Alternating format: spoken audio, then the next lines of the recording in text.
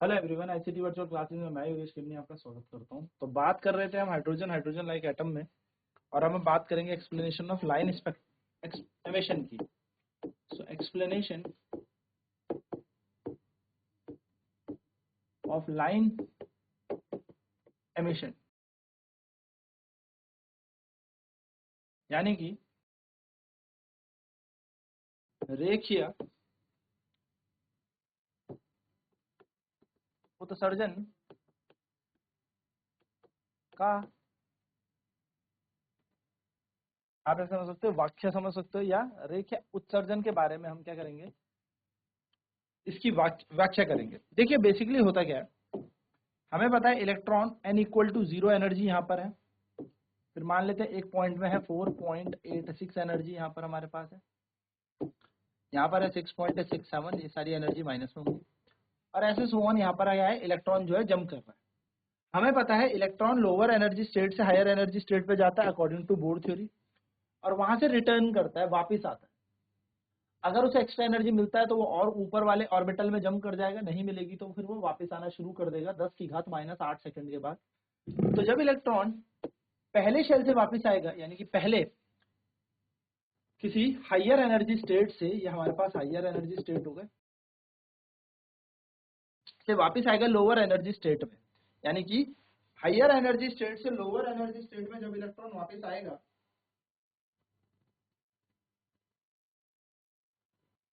ये प्लस में है, हाँ। तो जब इलेक्ट्रॉन हायर एनर्जी स्टेट से लोअर एनर्जी स्टेट में वापस आएगा, ये हमारे पास हायर एनर्जी स्टेट हो गया। हायर एनर्जी यानी कि इन पे उच्च ऊर्जा है, इनके पास उच्च ऊर्जा, हायर एनर्जी है। तो इलेक्ट्रॉन इस तरीके से एक एनर्जी से दूसरे स्टेट पे आ सकता है, पहले से सीधे तीसरे में आ सकता है, या मैं कह सकता हूँ पहले से सीधा ग्राउंड लेवल पे आ सकता है। ऐसा हो सकता है कि इलेक्ट्रॉन एक जंप करके पहुंचेगा हमारे पास 6.67 वाली एनर्जी पे, फिर उसके बाद एनर्जी 4.86 वाले पाएगा। ऐसा हो सकता है कि इलेक्ट्रॉन पहले 6.67 से 4.86 तक पहुंचे और देन डायरेक्ट यहाँ पर हमारा क्या कर जाए, नीचे की तरफ लाई कर जाए। इस तरीके से हो सकता है, या इलेक्ट्रॉन यहाँ पर इस तरीके से जंप कर सकता है। तो ये है हमारा स्पेक्ट्रम, जिसको हम एमिशन, लाइन एमिशन कहते हैं। इस दौरान अब हुआ क्या होगा, इलेक्ट्रॉन ने 1, 2, 3, 4, 5 या 6, इन 6 में से कोई सा भी ट्रांजिशन यूज किया होगा और हायर एनर्जी स्टेट से लोअर एनर्जी स्टेट पे आया होगा।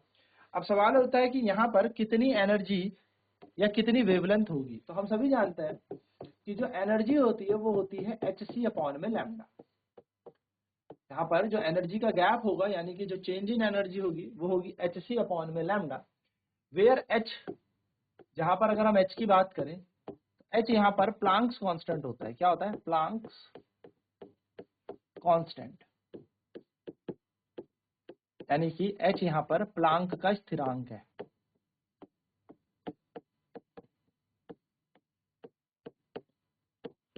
तो h बराबर है 6.6 इंटू 10⁻⁻34 जूल सेकेंड, h का मान है।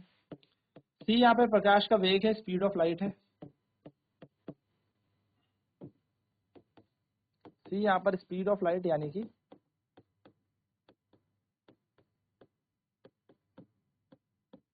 प्रकाश का वेग होता है। तो इसका है 3×10⁸ मीटर पर सेकेंड का मान है। लैम्डा यहाँ पर वेवलेंथ है, तरंग दैर्ध्य है।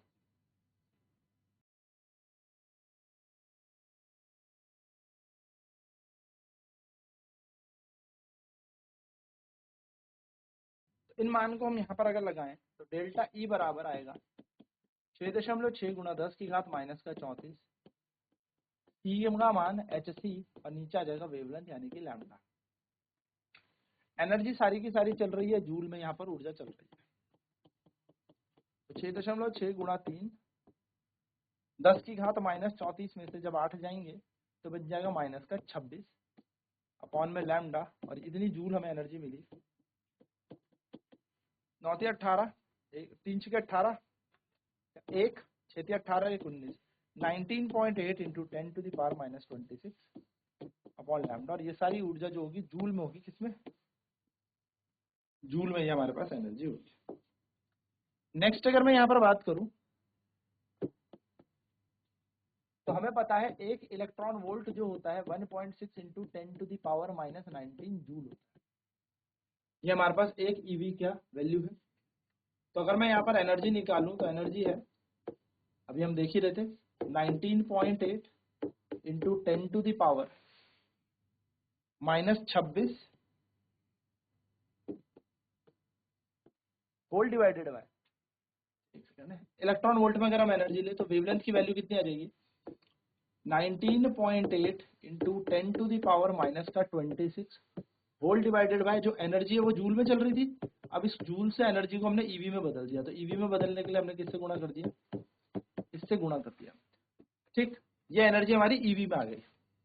सॉल्व करते हैं इसे, तो 26 और 19 में से 26 में से 19 गए तो बचा माइनस का 7, पॉइंट हटा एक 10 ऊपर, पॉइंट हटा एक 10 नीचे, जो कि आपस में क्या कर दिया, कैंसिल कर दिया। तो वेवलेंथ आ गई 198 इंटू 10⁻⁻7 होल डिवाइडेड बाय 16। 16 से इसको भाग देना, तो यहाँ पर लिखते हैं 2 अट्ठे 16, 2 में 18 बचा 1, 2 में 18, 99। तो लैम्डा इक्वल्स टू आ जाएगा 99/8 इंटू 10⁻⁻7। सॉल्व करते हैं 99 को 8 से, 8 एकम 8, 1 और 9, 8 दूनी 16, 3 पॉइंट लगा के 0, 8 तिया 24, बचा 6 पॉइंट लगा के 0, 8 सते 56, बचा 4 पॉइंट लगा के 0, 8 पंजे 40। आई मीन पॉइंट तो ऊपर था ही। तो आप देखेंगे लैम्डा बराबर कितना आ जाएगा, 12.375 इंटू 10⁻⁻7 अपॉन में डेल्टा ई पर एनर्जी किसमें चल रही है, इलेक्ट्रॉन वोल्ट में। तो लैम्डा बराबर आ जाएगा 1 2 पॉइंट हटाएंगे तो 3 जीरो नीचे चले जाएंगे, 1 2 3 7 5, और ये 3 जीरो जब ऊपर भेजेंगे तो 10 की घात -10 अपॉन डेल्टा ई ईवी में। अब ये इतना मीटर जो होता है आप सभी जानते हैं, 10⁻⁻10 मीटर का मतलब क्या होता है, 1 एंगस्ट्रॉम। तो हम बोलेंगे वेवलेंथ आ जाएगा 1 2 3 7 5 अपॉन जो ऊर्जा का अंतर है वो इलेक्ट्रॉन वोल्ट में होना चाहिए, तो हमारी तरंग दैर्घ्य किस में आ जाएगी, एंगस्ट्रॉम में आ जाएगी। ये हमारा फाइनल आंसर बन जाएगा। तो याद रखना, वेवलेंथ निकालने का एक सीधा सा तरीका मिल गया। अगर हमारे पास चेंज इन एनर्जी है, ऊर्जा में अंतर हमारे पास है और वो एंगस्ट्रॉम में होना चाहिए, तो हम ऊर्जा को या तरंग दैर्घ्य को यहाँ से निकाल सकते हैं। चलिए फटाफट नोट डाउन करते हैं।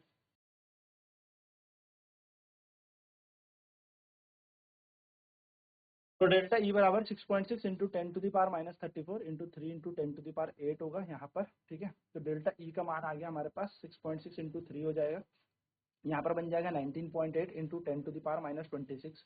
ठीक है, और इतनी हमारी डेल्टा ई आ गई, ये हमारे पास एनर्जी आ जाएगी। अब हमारे पास क्या बन गई, ये तो एनर्जी बनी जूल में ना। अब अगर हमें इसे इलेक्ट्रॉन वोल्ट में निकालना है तो हमें क्या करना है, यहाँ पर हमें वैल्यू को पुट करना है। यहाँ पर एक इलेक्ट्रॉन वोल्ट के अंदर होता है 1.6 इंटू 10⁻⁻19 जूल। ठीक है, एक ईवी के अंदर इतने जूल ऊर्जा होती है। तो लैम्डा बराबर हो जाएगा 119.8 इंटू 10⁻26।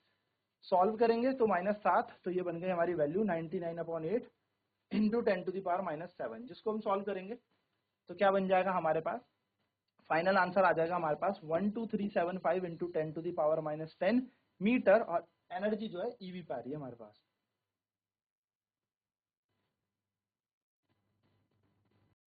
तो 10⁻10 मीटर बराबर 1 एंगस्ट्रॉम होता है, तो लैम्डा बराबर आ जाएगा 12375 एंगस्ट्रॉम, डेल्टा ई ईवी में आ जाएगी हमारे पास। ठीक है, तो ये हमारे पास एनर्जी आ गई।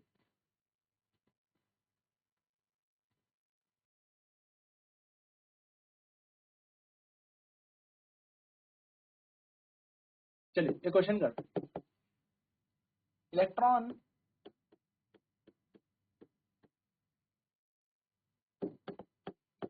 या मैं इतना ना लगाऊं, एक काम करते हैं इसमें निकाल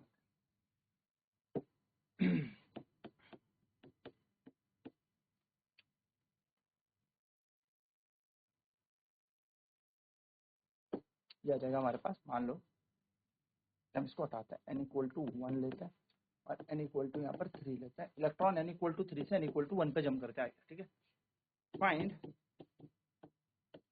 the energy during the transition from n equal to 1 to n equal to 3. Find the energy during the transition from n equal to 1 to n equal to 3 orbit. पहला। दूसरा निकालने को कह रहा है find the wavelength in this transition.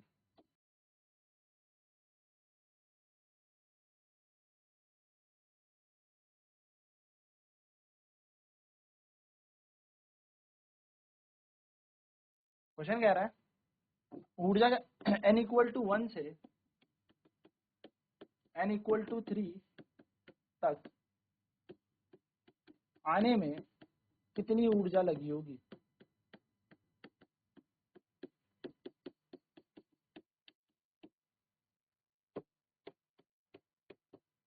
पहली चीज। और दूसरा कह रहा है हमारे पास find the wavelength in this transition, इस दौरान कितनी तरंगदैर्घ्य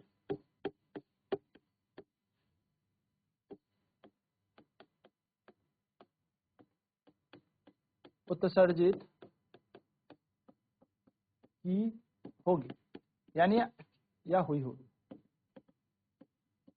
कितनी एनर्जी हमारी यहाँ पर क्या हुई है, उत्सर्जित हुई है। ठीक है, कितनी वेवलेंथ हमारी यहाँ पर निकली है, कितनी एनर्जी निकली है।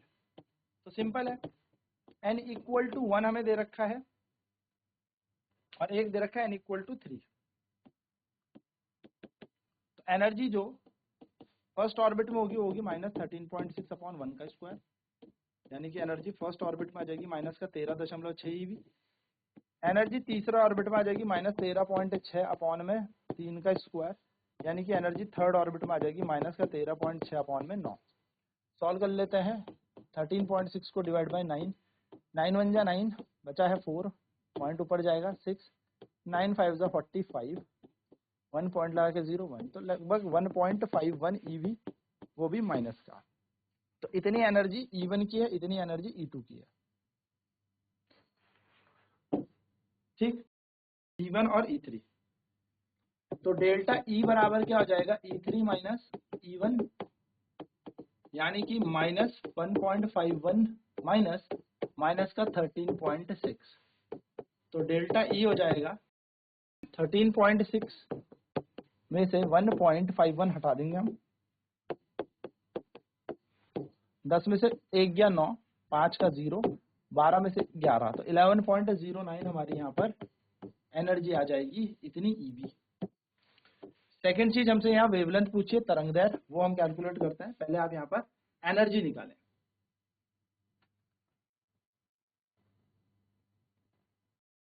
डेल्टा ई हो जाएगा E3 माइनस E1, तो डेल्टा ई आ जाएगा -1.51 माइनस माइनस का 13.6, यानी कि 11.09 ईवी। ठीक है, ये हमारी टोटल एनर्जी हमारे पास आ जाएगी।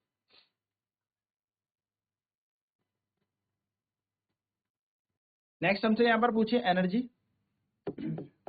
नेक्स्ट हमसे यहाँ से पूछिए कि वेवलेंथ निकालनी है हमें, तरंगदैर्घ्य यहाँ पर हमें ज्ञात करनी है वेवलेंथ। सो वेवलेंथ निकालने के लिए हमारे पास फॉर्मूला है 12375 अपॉन में डेल्टा ई इन इलेक्ट्रॉन वोल्ट, और हमारा आंसर आ जाएगा एंगस्ट्रॉम में। तो लैम्डा बराबर 12375 अपॉन में एनर्जी है 11.09, इसको रख देंगे डायरेक्ट। हमारा आंसर किस में आ जाएगा, एंगस्ट्रॉम में हमारा आंसर आ जाएगा। ठीक है, तो बस इसको सॉल्व कर दो। तो पॉइंट हटा दो, 11 भी ले सकते हो, लमसम इसे 11 ही ले लो, अप्रोक्सीमेट में आंसर आ जाएगा आपका। तो 1 2 3 7 5 को 11 से भाग देने पर 11 कम 11 बचा 1 और 3, 11 कम 11 बचा यहाँ पर 2 और 7, 11 दूनी 22 बचा यहाँ पर 5 और 5, 11 पंजे 55। फिर से एक बार चेक कर लें, 11 से बचेगा 1 आया 3, 11 कम 11 बचा 2 और 7, 11 दूनी 22 बचा 5 और 5, तो यहाँ आ जाएगा हमारा आंसर। तो यानी कि हमारे पास जो वेवलेंथ आ जाएगी वो आ जाएगी 1125 एंगस्ट्रॉम। ये हमारी तरंगदैर्घ्य यानी कि वेवलेंथ हमें मिल गई। तो ये वेवलेंथ हमें यहाँ पर मिल गई।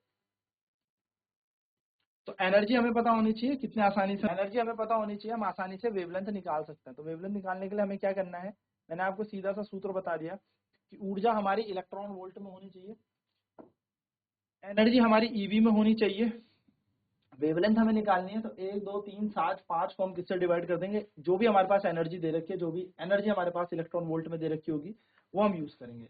याद रखना एनर्जी इलेक्ट्रॉन वोल्ट में होगी तभी ये फॉर्मूला वैलिड है, ठीक है, तभी ये सूत्र आप लगा पाओगे 1 2 3 7 5 पॉइंट डेल्टा ई, और एनर्जी इलेक्ट्रॉन वोल्ट में होगी तो ही आपकी वेवलेंथ एंगस्ट्रॉम में आएगी। ये छोटी सी बात आपको ध्यान रखनी।